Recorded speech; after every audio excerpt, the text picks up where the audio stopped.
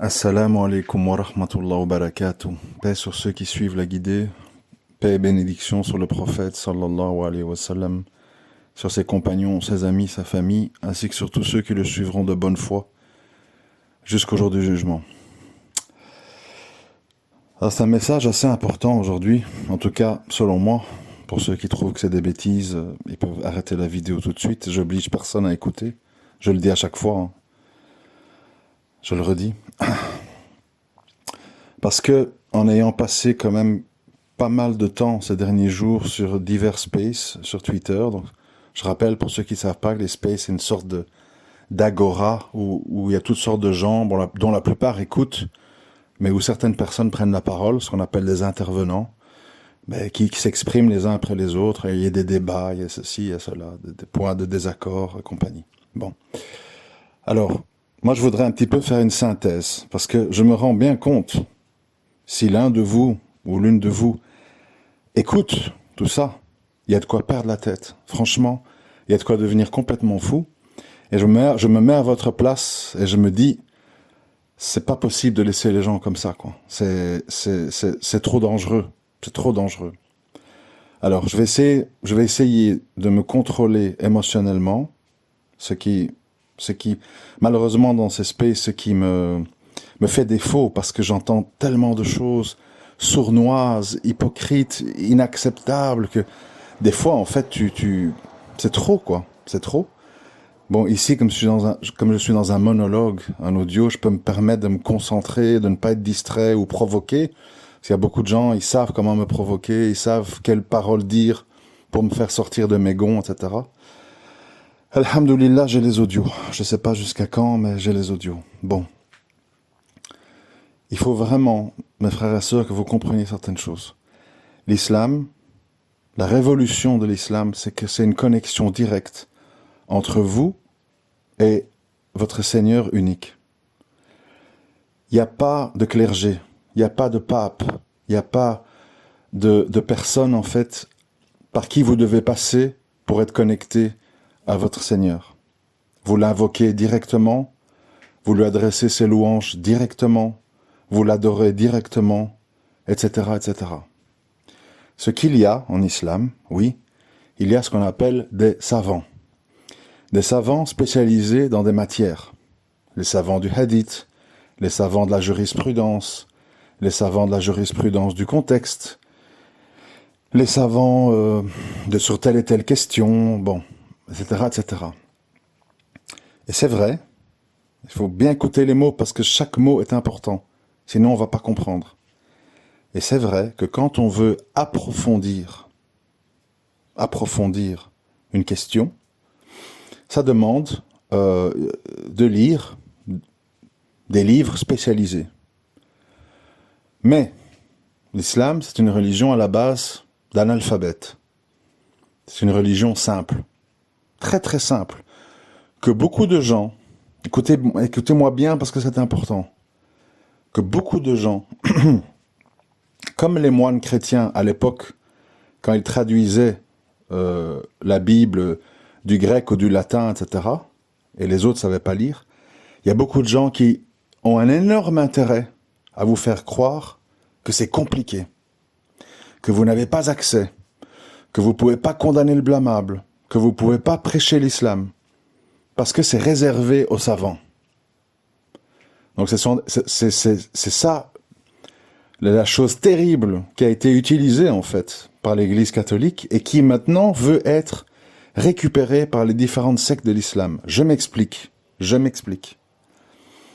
Vous allez constater très vite, si vous parlez avec des frères musulmans, si vous parlez avec des salafis quiétistes, si vous parlez avec des salafis djihadistes, si vous parlez avec des soufis, des ashari, etc., etc., etc., que tous ces gens, ils ont des savants de référence.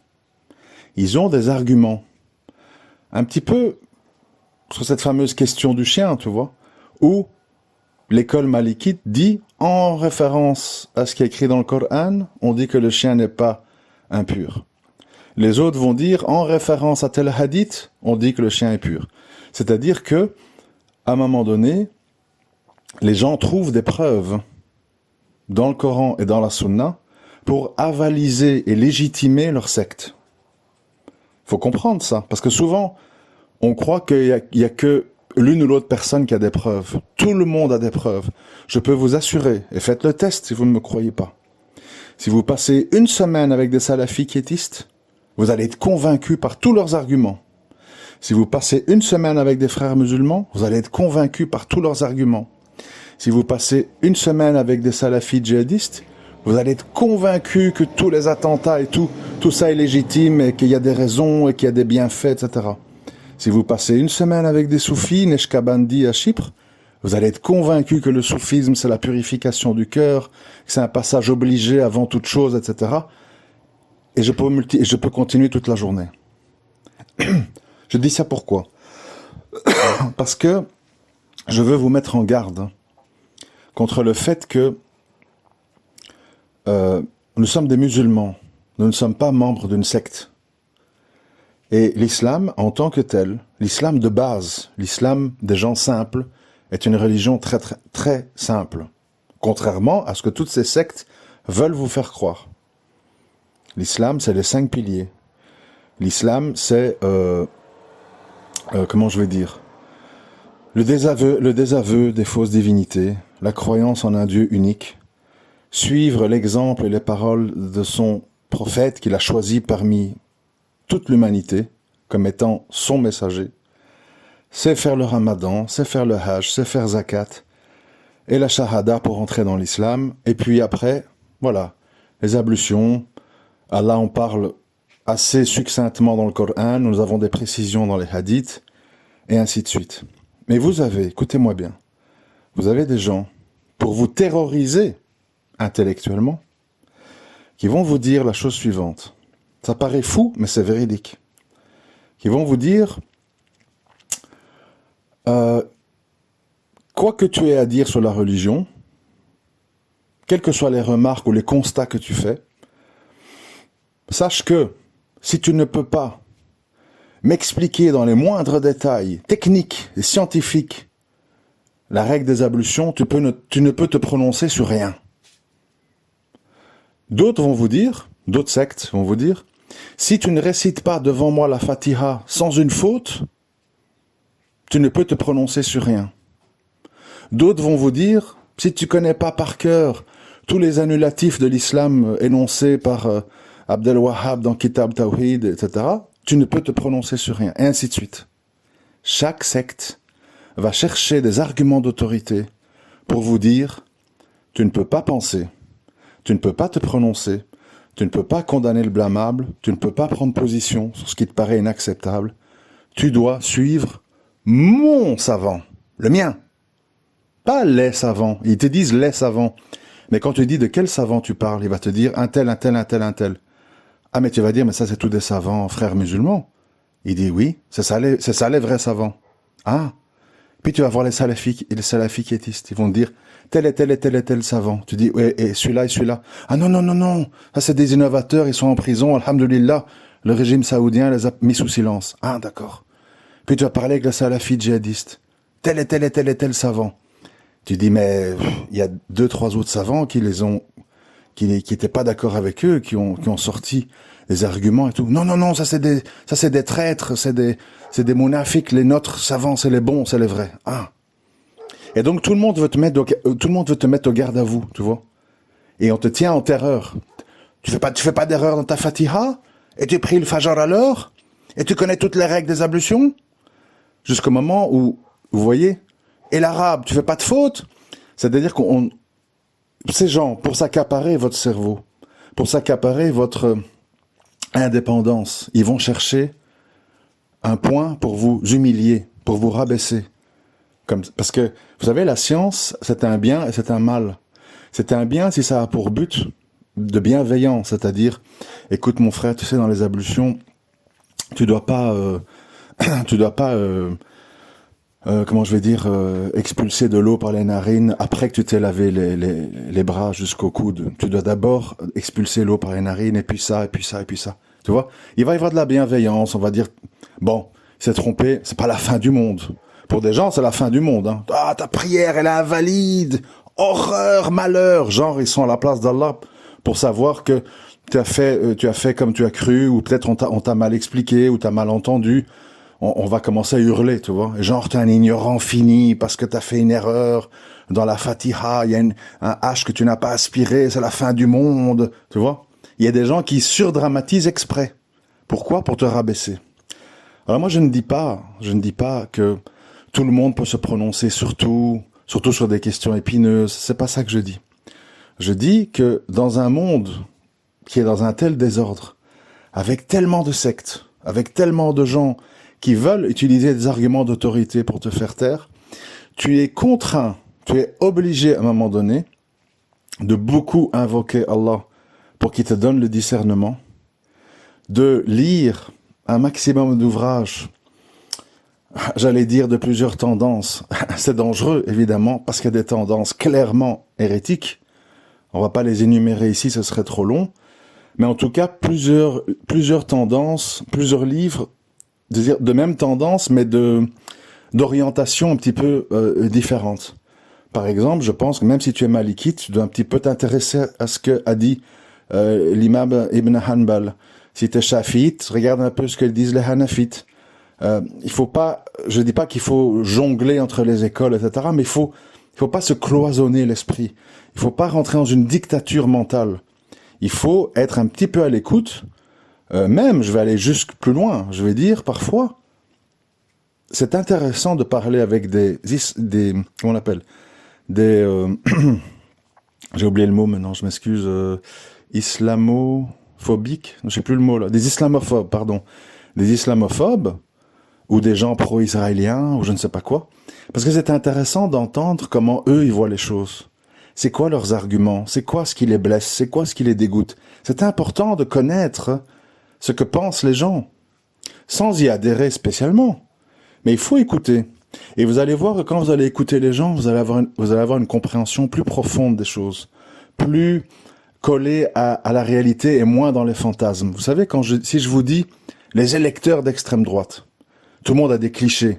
Le Français avec son pinard et sa baguette, qui crache sur les étrangers, la France aux Français, machin, etc. Puis quand vous parlez avec certains d'entre eux, pas tous, bien sûr, il y en a plein qui sont caricaturaux, mais il y en a qui vont vous faire pitié. Oui, 3 fois on m'a brûlé ma bagnole, et j'en peux plus, et j'ai des dettes, et puis j'ai peur, mon fils se fait racketter à l'école. Tu vois, tu vas commencer à comprendre ses états d'âme, pourquoi il en vient à ça. Et tu vas essayer de lui parler, et en fait tu vas sortir des mythes, et tu vas rentrer dans la réalité. Et pour être dans la réalité, tu dois à un moment donné avoir un espèce de sens social. Je sais que beaucoup de musulmans académiques, ils n'aiment pas que je dise ça. Ça fait philosophe, je sais. Mais je le dis quand même. C'est qu'à un moment donné, et c'est ça qu'on perçoit quand on lit la biographie du prophète sallallahu alayhi wa sallam, il faut un feeling, tu vois. Il faut à un moment donné avoir une espèce de profondeur d'âme qui te permet de désamorcer des crises, de comprendre pourquoi quelqu'un est comme ça. Un petit peu la fameuse histoire, hein, le bédouin qui est rentré dans une mosquée, il a commencé à uriner dans un coin, il y avait toute une série de compagnons qui avaient déjà la main sur leur sabre, et le prophète, laissez-le finir, va chercher de l'eau, on va laver derrière lui. Et puis il lui a parlé, vous voyez, de la retenue, de la psychologie, de la compréhension. C'est important. Ce matin, dans un space, j'entends un nationaliste, je crois tunisien, ouais, un nationaliste tunisien qui avait un discours, bon, assez difficile à entendre, j'avoue. Mais quand il a commencé à expliquer, tu commences à comprendre, tu vois. Oui, parce que tous ces islamistes dans les montagnes qui ont tué nos militaires et nos policiers, et ceux-ci, ils ont voulu déstabiliser l'État, ils sont envoyés par la Libye pour mettre le désordre en Tunisie. Tu commences à rentrer dans sa réalité, tu vois. Tu commences à comprendre ce qui fait qu'il est contre l'islam politique et la charia, etc. Si tu t'en tiens à la surface, tu vas dire, c'est un gars qui est anti-islam, en fait. Mais le gars, il répétait, non, je suis musulman, et l'islam, etc., etc. Mais, tu vois. Et alors, c'est pour ça que je dis que l'islam, oui, c'est une affaire de science, mais c'est aussi une affaire de sensitivité humaine. C'est très important. C'est très important d'arriver à s'immerger, de s'imbiber de la personne qui nous parle, quelle que soit son orientation. Parce qu'il y a de tout dans ce monde. Allah il nous a dit pour que vous vous entreconnaissiez. Tant que les gens ne nous combattent pas, ne nous menacent pas, on peut discuter, on peut dialoguer. Mais bon, je vais pas... C'est une petite parenthèse, je m'excuse. Bon, revenons au centre de l'histoire. Vous devez savoir que les sectes, ils veulent tous en fait vous attirer vers eux. Et tout le monde pense avoir raison. Le meilleur exemple que je peux donner, c'est ce qui s'est passé en Syrie.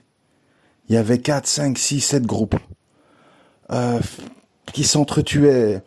Ils s'accusaient de tous les maux. Traître, Khawarij, t'as pactisé avec la Turquie. Toi, tu nous imposes un calife qu'on connaît pas. Tatati, tatata. Ça finit parce que comme les gens sont armés, c'est pas juste du blabla, ça finit en boucherie. Avec des drames, des veuves, des orphelins, des gens qui jettent des motos pleins d'explosifs dans des mosquées, comme ça se passe encore maintenant à Idlib ou à Kaboul en Afghanistan. Tout ça entre musulmans. Pourquoi ? Pour des divergences. Donc, faire croire en fait que chacun de ces groupes n'a pas ses savants et n'a pas ses argumentations juridiques, c'est se moquer du monde. Les gens n'agissent pas sans une fatwa, sans l'appui de quelqu'un de science. Et donc, il n'y a pas cette fameuse phrase que tout le monde dit, il faut s'en référer aux savants. Il faut demander aux savants. Oui, à la limite, tu peux le faire sur des questions techniques. Pourquoi pas ? Parce que là, c'est assez simple, vous voyez ? C'est des choses techniques qui sont reliées à des hadiths ou des versets. Où par exemple, on va apprendre que pour les ablutions, vous pouvez passer sur vos membres. Certains compagnons passaient 1 fois, d'autres 3 fois. Mais certaines sectes vont vous dire, non, 3 fois, c'est obligé, attention. Et puis quand tu creuses et que tu t'informes un peu, tu vois que il y avait des compagnons qui passaient l'eau sur leurs membres 1 fois. Voilà. Puis tu vas dire, ah bon. C'est-à-dire que c'est comme dans la prière, les malikites qui mettent les bras le long du corps, les hanbalites sur le cœur, etc. Bon. C'est-à-dire qu'à un moment donné, il y a pas ce côté comme ça unanime. Les gens, ils ont des références. Alors, je répète, quand c'est pour des questions techniques, c'est quoi la foi, c'est quoi les annulatifs de l'islam, c'est quoi qui fait qu'on est croyant, est-ce que on va te dire la shahada, croire en ses livres, en ses gens, les choses techniques. Bon, tant que c'est technique, bien sûr, il faut faire appel aux gens qui connaissent peut-être mieux la technique que toi, ou qui ont plusieurs éléments et qui ont passé leur vie en fait à étudier tout ça. Là où ça devient compliqué et délicat, c'est pour des questions plus troubles, plus sujettes à interprétation. Comme par exemple, puisque c'est le sujet du moment, est-ce que faire la hijra au Maroc, c'est un moindre mal ou pas ? Et là, tu vas très vite te rendre compte qu'il y a des gens avec du bagage qui vont avoir 2, 3, 4 avis différents devant toi. Ça, c'est la réalité. Et chacun va te dire, mon avis, c'est le bon. J'ai mes savants, j'ai mes preuves. Et Ibn Ahmed, il a dit ça. Et nanana, boum, boum, boum, boum. Tu vois ? Et chacun va te terroriser. Attention, ne pense pas par toi-même.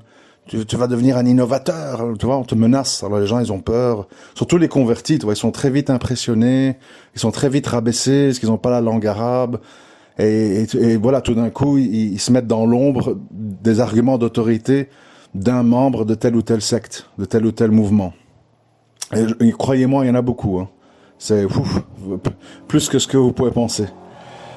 Donc à un moment donné, face à tout ça, dans l'époque dans laquelle on vit, t'as pas le choix que de t'impliquer pour faire des recherches, mais aussi réfléchir. Réfléchir. Pourquoi réfléchir ? Je vais vous dire pourquoi. Parce qu'il n'y a personne d'autre mieux que toi-même pour savoir exactement dans quelle situation tu es. Le savant qui fait une fatwa, mettons on lui pose la question, « Ya cher, voilà, je me sens mal en France, tatati tatata, est-ce que vous pensez que faire la hijra dans mon pays d'origine, c'est un moindre mal ?» Point. Ben le cher, il va faire une réponse généraliste, tu vois. Il sait pas t'as quel âge, il sait pas t'es de quelle origine, il sait pas combien t'as d'argent de côté, il sait pas si t'es marié, il sait pas si t'as des enfants, il sait pas ton caractère et ton comportement. Est-ce que tu es quelqu'un de docile, de soumis, qui va accepter de pas parler de tel et tel sujet, qui va accepter, qui va se retrouver entre les policiers corrompus, les vendeurs de hashish et les mukhabarat qui vont écouter tout ce que tu fais? Est-ce qu'il va bien gérer cette situation? Etc., etc. Ça dépend. Ça dépend. T'as des gens plus rebelles que d'autres, t'as des gens plus agressifs que d'autres, t'as des gens qui, quand ils voient du blâmable, ça leur brûle le cœur, ils réagissent, ils parlent, ils dénoncent. D'autres qui disent ah, la sécurité de ma famille, je me tais, c'est mieux pour éviter les ennuis. Ça dépend. Et donc cette fatwa de ce savant, elle va être très généraliste. Très généraliste. Et si tu écris une question où tu rentres dans tous les détails, d'abord il faut voir si ce savant aura le temps de lire et de répondre à une demande aussi détaillée. Parce qu'en général, si vous parcourez les sites de fatwa, les questions sont longues, les réponses sont courtes. Surtout si tu enlèves tous les versets, les hadiths copiés-collés, des paroles du savant, ça se réduit souvent à 4, 5, 6 phrases. Donc, voilà. Plus le fait que le savant, peut-être, n'a pas envie de commencer. Vous savez, c'est un petit peu... moi, j'ai souvent vu ça dans ma vie. Sur les questions de faire sauter les tutelles, sur les questions des gouverneurs, sur les questions de takfir, etc., beaucoup de savants, en fait, ils veulent pas rentrer là-dedans. Ils vont dire là ou alem, je sais pas, dans le doute, il vaut mieux pas. Tu vois, ils vont mettre des trucs un peu somnifères, quoi, pour pas prendre de responsabilité. Parce que les gens, ils veulent pas d'ennui. Faut pas oublier que les savants, c'est des êtres humains. C'est pas des prophètes, c'est pas des compagnons, c'est pas des saints, c'est pas des anges. C'est des gens qui ont des salaires, c'est des gens qui ont des femmes, c'est des gens qui ont des enfants. Ils ont des responsabilités, ils ont de la pression. Et ils doivent s'adresser à une foule, en général, basique. Donc, si vous êtes quelqu'un de pointu, de complexe, etc., s'il sent que ça risque de lui amener des ennuis, il va en général chercher à dire adressez-vous à un homme de science près de chez vous, regardez avec quelqu'un pour faire la médiation. Il va pas s'immiscer trop là-dedans. Est-ce qu'il faut jeter la pierre? Non, on peut comprendre.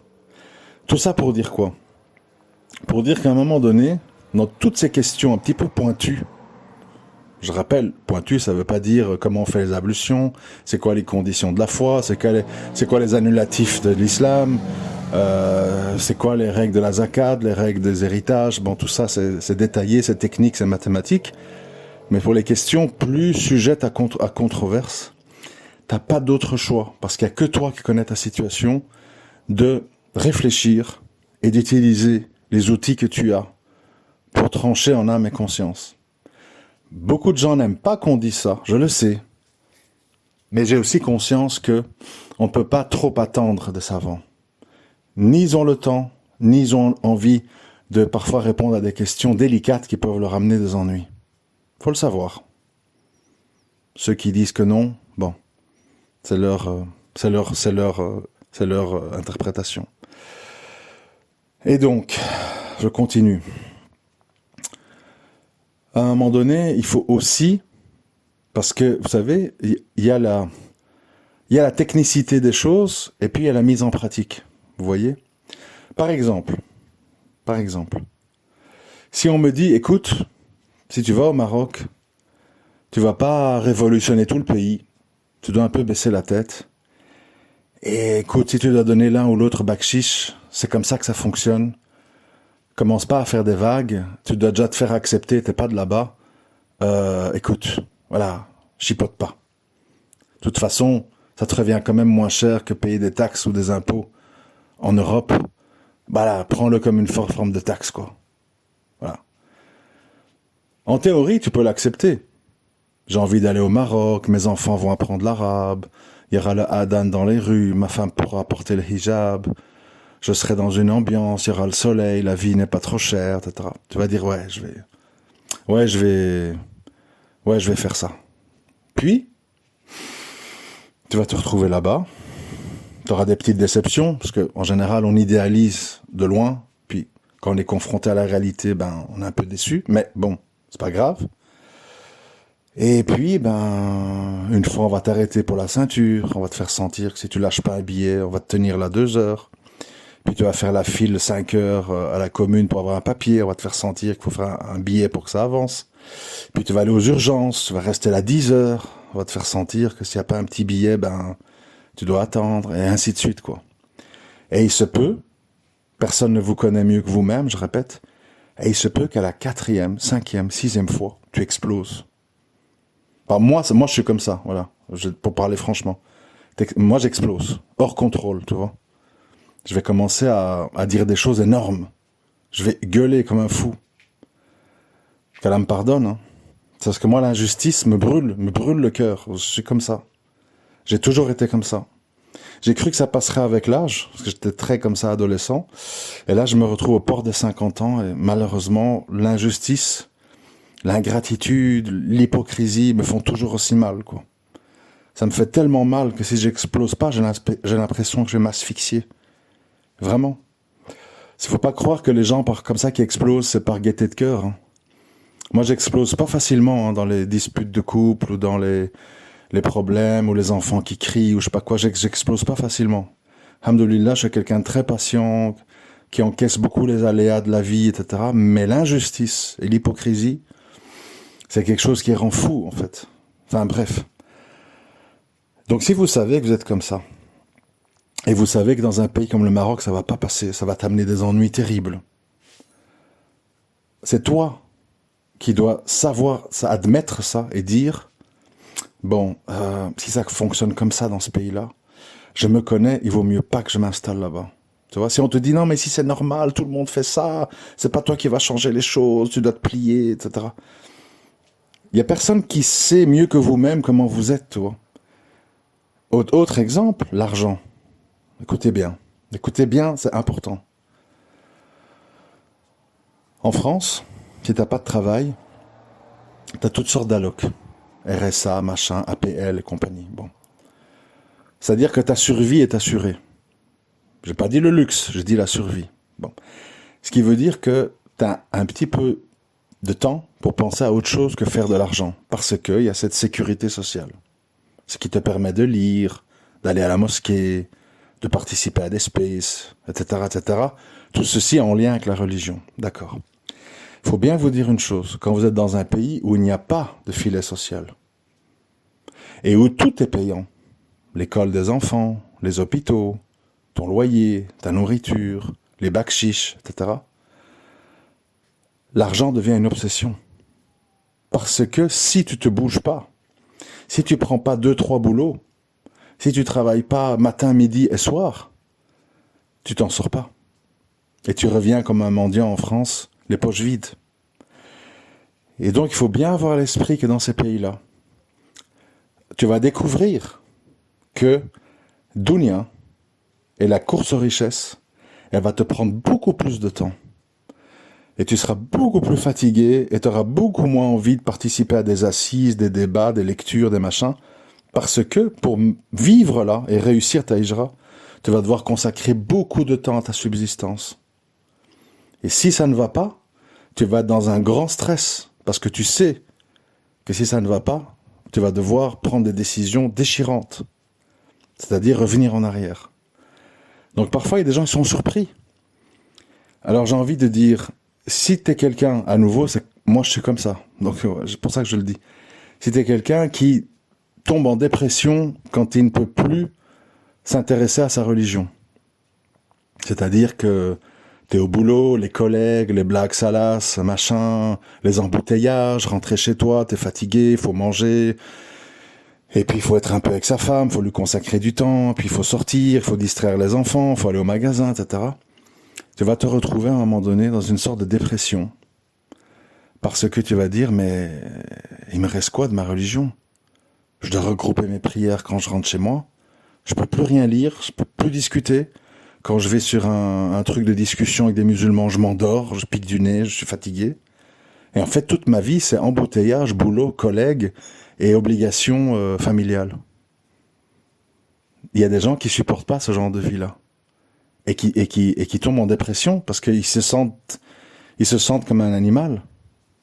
T'as d'autres, ben ça va. Ils sont dans leur camion, ils travaillent matin, midi et soir, ils partent en Pologne, ils reviennent, ils voient leur famille une fois toutes les 2 semaines, et puis ils prient sur des aires d'autoroute, et puis voilà. À la limite, en camion, tu peux encore mettre des MP3, ils ont le net, bon, c'est encore pas mal, tu peux encore écouter des trucs. Mais t'as des gens, ils sont dans des boulots, ils peuvent ni prier, ni écouter, ni discuter. Ils sont pris avec des collègues avec QI négatif. Ça, c'est une vraie épreuve, hein. Très difficile. C'est pas tout le monde qui sait surnager à ça. Pourquoi je parle de tout ça? On me dit, ouais, c'est des détails, tu philosophes, machin. Parce que nous sommes des êtres humains. Et nous sommes tous différents. Et nous avons tous un certain niveau de maîtrise de nous-mêmes, d'acceptation de toute une série de choses. Et dans la vie, c'est important de se connaître. Quand on se ment à soi-même, en général, ça nous pète à la figure. Tôt ou tard. Parce que nous avons des natures. Nous avons des natures. J'ai toujours dit, et on le constate avec beaucoup de vétérans de guerre, même chez les non-musulmans, un guerrier, c'est un guerrier. C'est quelqu'un qui doit être au milieu des bombes, des tirs, de l'adrénaline, de la testostérone, etc. Tu peux être un très très bon guerrier, très efficace, très dévoué, etc. Et puis, ben, quand la guerre est finie, tu rentres chez toi. Et là, ben, tu rentres chez toi, ben, c'est ta femme, les enfants, les voisins, hello, machin, le boulot, la routine, le football américain à la télé. Et t'as des gens, en fait, une fois qu'ils sont plus dans ce pourquoi ils sont conçus, ils sont complètement inadaptés, en fait. Ils dépriment, ils font des bêtises, ils sont en dépression, ils ont des trucs post-traumatiques, etc., etc. Donc, à un moment donné, il faut savoir qu'on peut pas être bon dans tout, on peut pas affronter tout. Nous avons des natures. Et un bon guerrier ne fait pas un bon gouverneur. Un bon gouverneur ne fait pas un bon guerrier. Un savant compétent n'est pas spécialement un bon réparateur de frigo. Un réparateur de frigo n'est pas spécialement savant. Nous occupons chacun une fonction, ce pourquoi on est fait et compétent, et on peut pas être bon en tout. Donc à un moment donné, évidemment, la plupart du temps, ça aussi, ça me fait un petit peu sourire, parce que la plupart du temps, on est seul dans nos vies. On doit affronter des situations en live, en direct. Tu vas pas, à chaque fois que tu vis une situation, sortir ton téléphone portable et laisser un message sur le répondeur d'un savant qui va te répondre 3 jours plus tard. Tu dois prendre des décisions dans ta vie. Tu dois trancher dans ta vie. Et si tu n'as pas le bagage islamique pour trancher, toi-même, tu vas faire des erreurs. Alors parfois, quand c'est des décisions qui peuvent nécessiter du temps, c'est pas grave. Je t'explique une situation, ya cher, est-ce que vous pensez que je dois divorcer ou pas? Voilà, ça vient pas à un mois près, ça vient pas à 3 semaines près. Mais il y a plein de choses qu'on vit dans nos vies sur lesquelles tu dois agir immédiatement. Et là, t'es obligé de trancher toi-même. T'es obligé de t'impliquer toi-même. Et ça, c'est la réalité de la vie, ce que je dis là. C'est banal, en fait. Mais vous allez avoir des gens qui disent non, surtout ne réfléchis pas, surtout ne prends aucune décision, surtout ne te prononce pas. Demande au savant. Et en général, ils te donnent le nom de savants qui sont hors contexte, qui sont dans des montagnes au Maroc ou dans des bureaux religieux de Médine, Mecque, qui comprennent pas du tout ce qu'ils vivent, et que si tu leur racontes, ils vont dire qu'est-ce que c'est que tous ces gens, est-ce qu'ils sont fous? Voilà, ils vont même pas comprendre ta situation, parce que pour eux, certaines choses que tu vis, c'est pas leur réalité à eux, quoi. Donc tout ça pour dire, à un moment donné, il faut voir la réalité en face, et il faut surtout pas se laisser impressionner, se laisser rabaisser, se laisser téléguider par des gourous de sectes qui vont trouver tous les arguments possibles et imaginables pour vous dire « Ne pense pas, ne réfléchis pas, ne te prononce pas. Mes savants, à moi, vont apporter toutes les réponses. Et si tu parles par toi-même, tu vas au feu, tu risques l'enfer. » Vous voyez, c'est ce qu'on appelle les arguments d'autorité, c'est ce qu'on appelle du terrorisme intellectuel. Il y a beaucoup de gens, ils ne savent pas ce que ça veut dire du terrorisme intellectuel. Ils s'arrêtent au mot terrorisme, qu'est-ce qu'il veut dire? Ben, de nouveau, je vous dis, allez sur Google, tapez terrorisme intellectuel définition, et vous allez voir de quoi il s'agit. C'est un sens très profond. Et n'oubliez jamais, je vais conclure là-dessus, n'oubliez jamais, notre Seigneur, c'est Allah subhanahu wa ta'ala. Il nous parle à travers le Coran. Vous avez tous des Corans chez vous, qui en arabe, qui en français. Bien sûr, c'est mieux en arabe, on est tous d'accord. Revenez toujours à lui quand vous avez des doutes. Mais attention, Allah, il vous parle dans le Coran. Mais est-ce que vous allez l'écouter? Ou vous allez écouter votre nefs? Je vous donne un exemple. De mémoire, mais je ne suis pas sûr, mais je crois. Dans la sourate 85, dans le verset 85 de la sourate Al-Baqarah, numéro 2, la vache, Allah, il se prononce très clairement, sur les gens, mais il parle de musulmans. Il ne parle pas de mécréants, hein. Sur les musulmans qui prennent une partie du livre et qui en délaissent une autre partie. Il dit qu'est-ce qu'ils pensent d'eux et quelle est leur destination. Je veux dire, à un moment donné, les choses sont claires. Mais le problème, c'est qu'il faut encore les accepter. C'est pour ça que les gens disent, le Coran, oui, il faut le lire, il faut le comprendre, mais il faut surtout l'accepter dans son cœur. Ça, c'est une autre affaire. Combien de gens lisent des versets sur tel ou tel sujet? C'est pas polygamie, djihad, machin. Et ça bloque, en fait. Ils lisent, ils disent, oui, c'est la parole d'Allah, mais je veux pas. Ce matin, ce fameux nationaliste tunisien, il a dit, pour nous, il parlait au nom de tous les laïcs tunisiens, pour nous, toutes ces histoires de lapidation, de mains coupées, de polygamie, de charia, c'est l'islam des cavernes, c'est barbare.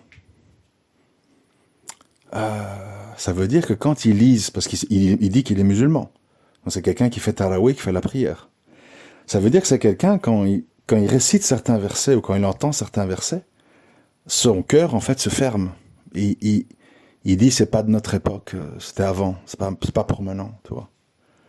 Donc, oui, lire le Coran, le comprendre, et l'accepter dans son cœur, sous tous ses aspects. Et vous allez voir que c'est très difficile. Combien de sœurs, elles lisent des fatwas, des versets, des hadiths sur l'histoire de hijab, kimar, jilbab, niqab, enfin tout ça. Et elles coincent. Oui, je sais que c'est une obligation en islam, mais si un jour je me marie, peut-être, bon. Elles coincent. Le cœur veut pas. C'est pour ça, s'il y a bien une chose à demander à Allah, je vais vraiment conclure là-dessus, et c'est très important. Je sais que je dis souvent important, mais bon, bref. Il faut beaucoup demander à Allah de faire que votre cœur accepte l'islam. De faire que votre cœur accepte l'islam. Votre cerveau l'a accepté, si vous êtes musulman. Mais est-ce que votre cœur l'a accepté? Est-ce que vous acceptez de lire dans la sourate, le verset, 85 de la sourate 2, est-ce que vous acceptez de lire qu'est-ce que Allah y dit des gens qui ont accepté une partie du livre, ils ont rejeté le reste? Est-ce que vous acceptez dans votre cœur le décret d'Allah? Est-ce que Nuh, alayhi salam, il a pleinement accepté et rapidement accepté qu'Allah lui dise à propos de sa femme et son fils, ils ne sont pas de ta famille. Ils ne sont pas de ta famille. Pour dire ne regrette pas, sois pas chagriné. Ils ne sont pas de ta famille. C'est dur hein, pour un mari et un père. Alors là, il dit ça. Et imaginez, on parle de prophètes, hein. On ne parle pas de nous qui sommes pleins de péchés, de manquements, etc. Donc, est-ce que ça a pénétré notre cœur? Est-ce qu'on accepte les choses difficiles? Il y a des choses qui vous sont agréables, qui sont un mal pour vous. Il y a des choses qui vous sont désagréables, qui sont un bien pour vous. Est-ce qu'on comprend la portée de tout ça? Parce que, vous savez, on peut lire. Moi, je dis, quand je me fâche, Je dis oui, facile de faire des concours de Coran avec des enfants de 12 ans. Masha'Allah, il connaît tout le Coran par cœur, je connais 3 hizb, je connais 4 hizb. Oui, mais est-ce que un seul de ces versets a pénétré ton cœur? Ou juste tu chantonnes un truc par cœur sans comprendre? Ou comme ces petits gamins qu'on voit dans des madrasas au Sénégal ou au Pakistan qui se secouent comme ça et qui récitent. Et si après tu les questionnes, je suis pas du tout sûr qu'ils comprennent ce qu'ils disent. Et t'as les gens, mashallah, mashallah. Parce que les gens, en fait, ils veulent que vous soyez des machines. Ils veulent pas que vous soyez imprégnés. Parce que s'imprégner du Coran, c'est la porte vers le monothéisme et l'indépendance. Et ça, les gens en sont terrifiés. Parce que les gens, ils veulent que tu t'adresses à eux et que tu passes par eux. Comme ça, ils vont pouvoir te guider vers ce qu'ils veulent. Et l'islam est justement venu pour nous libérer des idoles humaines, pharaons et autres, pour nous faire qu'on se soumette au créateur des cieux et de l'univers, l'unique. C'est ça l'objet de l'islam, hein. Faut jamais oublier. Mais t'as des gens qui disent non, il faut passer par nous, parce que nous on a les clés. Toi t'as pas les clés et tu les auras jamais. Tantôt c'est parce que tu parles pas l'arabe, tantôt c'est tu fais des fautes dans ta fatiha, tantôt c'est tu connais pas toutes les règles des ablutions. Chacun va utiliser sa petite arme d'humiliation pour dire « Allez, allez, allez, rentre à la moutonnerie ici. Tiens, tu auras un petit coup de bâton sinon. Et tais-toi, hein, quand je t'en mets un deuxième. » Alors c'est très dur d'en même temps avoir l'humilité de dire « Je m'adresse aux savants pour des questions techniques, etc. etc. » et en même temps de dire « Je veux faire en sorte d'avoir une relation unique avec mon Seigneur et de faire que le message coranique pénètre mon cœur. » Pénètre, ça veut dire qu'il y a l'acceptation profonde, pas une acceptation de oui mais aujourd'hui, voilà. Oui, il y a des questions de jurisprudence, de contexte bien précises, on en parle souvent, ça c'est autre chose. Mais je parle en termes de croyance, etc. Il faut avoir les idées claires, hein. Qui est musulman, qui ne l'est pas. Quand on dit l'apostat, on en parle en islam de l'apostat. On parle de qui en fait? De qui parle-t-on? Parce qu'aujourd'hui, t'as tout le monde qui te dit attention, attention, le takfir est une science très compliquée. Tu peux pas dire parce que ça va se retourner contre toi. On te terrorise en fait, tu vois. On te terrorise afin que, même si tu vois des choses complètement folles, tu dises oui mais c'est pas, attention, le cœur, peut-être il y a des choses que tu ne sais pas. Et alors on maintient comme ça une sorte de flottement, et c'est le savant de la secte qui, lui, va trancher, suivant sa tendance et son orientation. Et toi tu dois dire amen. Il va dire non, lui c'est juste un pervers, c'est pas un apostat. Lui, c'est un hypocrite. Mais le prophète sallam a dit qu'il voulait pas tuer les hypocrites parce qu'il voulait pas qu'on dise que le prophète tue ses compagnons. Vous savez, en islam, il y a plein d'outils comme ça pour essayer de désamorcer des trucs et de vous amener à gauche, à droite, suivant les intérêts du moment. Combien de savants, à l'époque, ont dit « Saddam Hussein, c'est un bassiste, c'est un laïc, machin truc. Allez-y, c'est un koufar. » Bon. Et leur propre gouverneur, qui était pas mieux, « Oui, bon, c'est un pervers. Mais bon, qu'Allah le guide, on met des gants, tu vois. » T'as affaire à des êtres humains qui défendent des intérêts, à commencer par leur vie. Faut pas oublier ça. Donc les savants, oui, mais pas le suivi aux savants aveugles, et surtout, attention aux savants des sectes. Attention aux savants des sectes, parce qu'ils ont tous le ribambelle de savants. Tous! Les Ikhwan, Dawala Islamia, HTS, les salafiquettistes, les soufis, tous ils ont leurs savants. Tous ils ont leur justification juridique. Et tous vont vous dire, j'ai raison et mes savants ont raison. Attention, si tu suis les autres, tu vas t'égarer. C'est très difficile notre époque, mes frères et sœurs, très difficile. Croyez-moi, faut être sur vos gardes et n'oubliez pas, je le redis à chaque audio, le jour des comptes, vous serez seul. Le jour des comptes, vous serez seul. Plus de gens pour vous influencer, vous culpabiliser, etc. D'où l'importance de prendre les bonnes décisions. Et l'autre chose que je répète à chaque fois, n'oubliez jamais, les conseilleurs ne sont pas les payeurs. Les gens peuvent vous donner des conseils, mais c'est pas eux qui vont payer. dans un sens ou dans un autre. Si on prend le cas de la hijra, ceux qui vous conseillent de rester, c'est pas eux qui vont payer si ça tourne mal. Et ceux qui vous conseillent de partir, c'est pas eux qui vont payer si ça tourne mal là-bas. Les gens conseillent, mais ils payent pas. Faut pas oublier ça. Donc, vous écoutez les conseils, et après, vous devez beaucoup réfléchir avec vous-même et à votre situation personnelle. Bon, je m'arrête ici. J'espère, Inch'Allah, être compris. J'ai enfin pu m'exprimer, parce que dans les spaces, on me coupe, on me censure, on m'insulte, bon, bref. Là, je peux m'exprimer, et comme ça, au moins, on sait quel est le fond de ma pensée. Assalamu alaikum wa rahmatullahi wa barakatuh.